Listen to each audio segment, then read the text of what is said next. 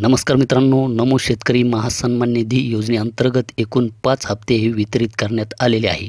राज्यातील 90.86 लाख शेतकरी कुटुंबांना रुपये 8,961 कोटीचा लाभ आधार व डीबीटी संलग्न सक्रिय बँक खात्यात थेट जमा करण्यात आलेला आहे।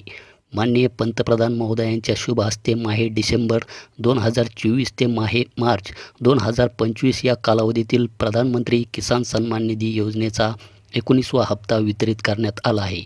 या हप्ता वितरण सोहळ्यामध्ये महाराष्ट्र राज्यातील एकूण 92.89 लाख शेतकरी कुटुंबांना रक्कम रुपये 1,967 कोटी निधीचा लाभ वितरित करण्यात आलेला आहे। या व्यतिरिक्त त्यानंतरही केंद्र शासनाने PM किसान योजनेअंतर्गत एकूण 65,047 लाभार्थ्यांना लाभ अदायगीचे नियोजन केले आहे। त्यानुसार राज्यातील 93.26 लाख शेतकरी कुटुंबाच्या नमो शेतकरी महासन्मान निधी योजनेचा 6व्या हप्त्याचे सुमारे रक्कम रुपये 2,169 कोटी लाभ आधार व डीबीटी संलग्न सक्रिय बँक खात्यात जमा करण्यात येत आहे।